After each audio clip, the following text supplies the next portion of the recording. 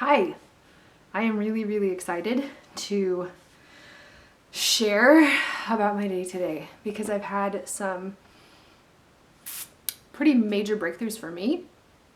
And so I wanted to just dive right in today. So this book right here, this woman is my superhero right now. Along with Erica Kramer, who runs the Queen of Confidence. She runs the Global Sisterhood that I'm a part of, and she introduced me to this book. So this lady's name is BYRON Katie. Loving What Is her book. And she has this process of examining our beliefs. She calls it inquiry, or it's called the work. And it's this process. It's so stupid simple. It's going to blow your mind. You take a belief. So what I'm going to share with you today is my belief I should be productive. Because this thought has been fucking with me for weeks now, especially since all this virus stuff hit. I've been feeling the need to be like ultra productive. And if you guys follow me, you know that recently I felt like a complete shift in energy to like total halt. And it's been like just messing with me every day. I think to myself, what's wrong with me? Why can't I do this? Why do I feel so exhausted all the time? You know, kind of stuff. So the first question you ask is it true? And when you read the book, please read the book. Everybody who watches this, please read the book. Is it true? So you really go inside yourself, is it true? I should be productive. So like every part of me is like, yes. We should be productive, right? Like service is one of my values. Like we should be productive. We should be doing things. We should be making things. We should be contributing. So then the second question is it really true? Can you absolutely, without a doubt, know that it's true? So I answered this no. I have yet to answer number 2 as yes. I know it does happen because there's no right or wrong answers, but ultimately, my favorite quote by BYRON Katie is, you can be right or you can be free. And to me, that means, you know, what she walks you through is that nothing is actually universally true, which will blow your mind if you're willing to go there. So today, I should be productive, right? I think that's something so many people can relate to, especially if you're in America watching this. I don't know about you guys, but I was raised in the Midwest, and like hard work, productivity, just most of the people I know just work, even past retirement. Like one of my grandparents is supposed to be retired and he's still working full time. So like that is the environment that I was raised in, right? Like just working, but work above everything else. And so I often find myself trying to jam pack as much as I can into every single day. This morning I woke up at like 6 a.m., which is really early for me. And I just got this desire to work on this. I knew I needed to BK it. And so BYRON Katie it. And I was like, all right, I need to do the work. I just need to sit down and do it. I have nothing else to do right now. I need to be quiet. So I'm just going to do this. I'm just going to read you most of what I wrote. So the third question is, how do you feel when you believe that thought? How does your body react? What do you do? This is so crazy to me. Okay, I'm just going to read it to you. So I should be productive is the belief that I'm working with. When I believe that, I feel frantic and anxious. I can feel my squirrel brain beginning to whir. My attention and focus is immediately split. I'm worried about disappointing people if I don't do enough. Very future mindset. I also feel the desire to obsess over the process. I want to make lists and plans. How many different ways can I try and get all of this done? I think that's something so many, especially stay-at-home moms, but like really anybody can relate to, is like that to-do list that never ends. And it just grows and grows and grows and becomes this gigantic beast in your mind. And that's totally where I felt myself going at this point. I'm not present at all. There's no concern for enjoying or learning anything from the task. It's just get it done, cross it off, turn it in. I immediately start to feel resentful toward my husband, Matt, for cleaning tasks.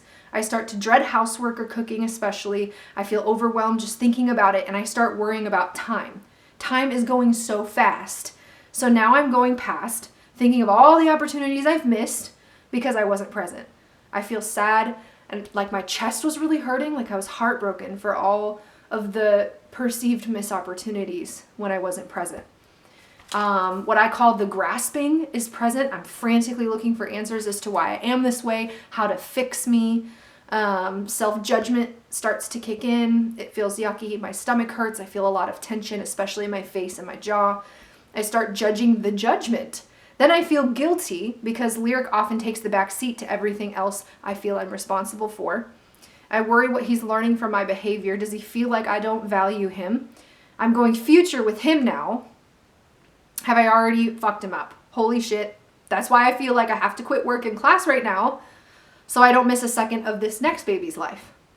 So that was another major realization for me is ever since I found out I was pregnant, I feel like I have to quit everything. And I think that that's why. Because I already feel like I've messed up my son and messed up so many opportunities to spend time with him and create memories with him. We'll work on that another day. So, and now I feel exhausted and defeated. I feel like I went on one crazy ass rough roller coaster of emotions and I kind of just want to go watch TV and numb out because my receptors are totally burnt out. So this is what ended up happening. It took me about 10 minutes to work my way to really like sit in the feeling, put myself in that space. I should be productive. How does that make me feel on a daily basis? And I found myself going through this massive like roller coaster ups and downs of emotion, and I felt so just completely fried. After 10 minutes of just writing it, I felt like I had lived an entire one of my normal days. Like, what? What? How could I possibly have felt? At the end of the day, so many days I just want to numb out and watch TV. And while I'm watching TV, I'm beating myself up for not doing something more productive. Like, I literally went through the entire spectrum of emotions, thoughts, feelings, and beliefs that is a normal day for me. So it's like, no wonder I'm so freaking exhausted. No wonder my brain is so scattered all over the freaking place. Yeah. So essentially, I just proved to myself that having the thought I should be productive is not healthy for me. And it does not serve me whatsoever. So that's when the fourth question kicks in. The fourth question is, who would you be if you were unable to think that thought or have that belief? Like if it just never even occurred to you, or your brain like literally was wired in a way that it couldn't think that thought. So I'm going to read to you what I wrote here. I could enjoy what I'm doing in the present moment. I'd have so much energy. Damn, talk about energizing myself. That's been on my list. Like, how do I get more energy has been a question I've been asking myself a lot. I could also rest, truly let my body repair, heal, and relax. Do I even actually know what that means? It occurred to me that I may not even actually know what true rest feels like, because when I go to sleep at night, I can't sleep. My brain is like, you gotta do this, you gotta do this, you forgot to do this, you need to look at that, you need to be here, you need to make a list, you need to blah, blah, blah, blah, blah. Like, it's just squirrel brain, right? And it keeps me up at night all the time. It takes me a terribly long time to actually fall asleep. I'd be much more present. I'd be less frustrated with Matt. I probably wouldn't care what he's up to. And I'd be able to ask for his help when I need it without freaking out and feeling so stressed. I'd be able to sleep. My brain would truly rest instead of worrying and obsessing about the next thing. I would use all the time I devoted to obsessive planning for something nourishing or creative. I might actually get some work done. Some actual like creative process, sharing my gifts type of work that I'm really, really wanting to do right now. Think of the quality that I could produce. I could have that slow, rich, romantic life that I dream of. I can already feel the tension lessening and melting away. What I do end up doing would be more aligned in intention and richer, higher quality because I spent the time I truly needed. I would spend much more time with Lyric, having fun as a family. I'd also cook more of those gorgeous, involved recipes I love because who cares how long it takes? I'm one of those people that likes to do like the really complicated Pinterest, beautiful, like healthy recipes. I always feel like so accomplished after I do it, but I never take the time to do it because I'm like, well, that takes 3 hours. That's a waste of my time. I could be more productive doing this other thing. I would be more present with my little seed. this one, my new one, because when she's connecting, I'll have no issue taking the time to hear her. I'll be so much more open to what I need to receive, messages, downloads, and frequencies that I'm simply too scattered to feel right now. Quantum leaps, baby. This is actually all the answers I've been looking for. I wouldn't crave recognition that I'm doing enough either, which has been another major theme.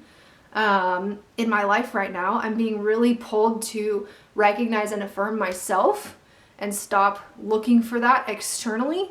And I honestly did not expect that to come up in this exercise, so it was really cool that it did. I wouldn't be trying to impress anyone, myself included. I would just be in flow, unconcerned by productivity or enoughness. I would be a human being, not a human doing. That feels delicious and light on my shoulders. Maybe my shoulders will hurt a little less. This is huge. This is huge. This literally one exercise, all in total with like sitting in the emotions and feeling it and writing and all of this, maybe took me, I'm not quite done yet, but maybe took me like an hour. And it literally changed my entire perspective on my situation and answered every single question that I've had going on in my mind. Why do I feel so lazy? Why do I feel so exhausted? Why do I feel like I have to quit everything? Why? Like this literally answered everything. That is why every person needs to go buy this book. If you feel me, you need to buy this book. Okay, so then the next part she calls turnarounds. And essentially what this means to me is this is the ultimate way to see it from a different person's perspective. And that even something that's true for me may not be true for you, or may be true for you just in a different way. For me, it just further drives home the point that nothing is set in stone, nothing is true, nothing is unchangeable. And this is usually the part where like the belief I started with just flutters away for now. It might come back, but for now, I don't even have the desire to do that. So the first turnaround from I should be productive is I shouldn't be productive. So you're supposed to find 3 reasons why it's as true or truer than the original statement. So it's true because productivity only means quantity, not quality. If I'm not productive, I can rest. My body will be able to enter a true state of rest and repair for the first time in years. Not being productive also affords me the ability to integrate everything I've already learned. I up-level deeper and faster. The quality of everything I choose to do will be much richer. Yes, I definitely choose that. The pressure and stress melts away. So at that point, I completely felt all of that stress and pressure I'd been putting on myself. Just go away. Go away. I'm sure it will be back because I've struggled with this for a long time, but it may never come back, which would be pretty freaking cool. So then my other turnaround is people/others should be productive. So this is me like looking at society as a whole, which this is definitely a belief that I could go even deeper in because during the virus stuff, I feel like everybody's at home and has all the time in the world and everybody needs to be productive right now. Like I've definitely had that thought. So people or others should be productive. We wouldn't have basic necessities like toilet paper or a lot of our food items if people weren't productive. And there's just so many people now, like productivity is really important for getting us some of those basic needs. Part of contributing to our communities and society at large is being productive. There are things I simply don't know how to make, so I directly benefit from other people's productivity. Productivity can bring people great joy. Some tasks just need done sometimes, and productivity allows for speed and consistency, such as the dishes, which are the bane of my existence. But they do need to be done to some degree. And so then the last turnaround is people or others or society as a whole shouldn't be productive. So I said people are stressed as fuck. No time to rest, which we all sorely need. We would have deeper and longer lasting relationships with those we love and those in our communities. There would be more humanity and happiness. So much of what we are all craving would have this space and opportunity to happen. Because let me tell you, when I did this exercise, my mind space went from about a pinhole to like infinite. I can do whatever I want and I don't have to feel bad about it. Plus, everything we're taught in America, at least, is about self-worth, capitalism, and economics. And all of that just goes, like, it just doesn't apply. For me, at least, it just doesn't apply. And so I really wanted to share that today because BYRON Katie is available for everybody. It's available on Amazon for like, I think it's like $10 for the book. I don't know how much it's available on audiobook as well, which might be cheaper, but it was such a massive, massive breakthrough for me today. And looking forward and building the life that I want and doing what I want and what feels aligned, literally this just answered all of my questions. It just solved all of my problems in about an hour of time. You know, Erica in the Global Sisterhood always tells us to start with the thought that's fucking with us the most. And so I did that. And I think the reason that is because it completely changes your perspective, and it will change my actions. It's going to change the way that I feel and live every single day, the way that I spend time with myself, my kids, my husband, my family, my community. You know, I walked up to my neighbor's house and we stood at the end of her driveway and talked to her for an hour. Nap time was late, but whatever the fuck, who cares? And I just sat outside and read for 3 hours and didn't feel 1 ounce of guilt. And my house is a mess. But at this point, like, the freedom in my brain, I can't even explain to you. So I could go on and on about this forever, but this video got kind of long. So I'm going to stop it, but I'm super excited to see what comes out of this new energy. Yeah, I'll probably be back soon, maybe with more breakthroughs, maybe with just some random thoughts on some random shit. But I hope everybody's doing really well. Please know that I'm sending as much love as I possibly can spare around the world. Every day I close my eyes and I take a big deep breath and I just think about every single person that I possibly can. And we're going to get through this. And BYRON Katie can help you do it. So I love you guys. I'll see you later.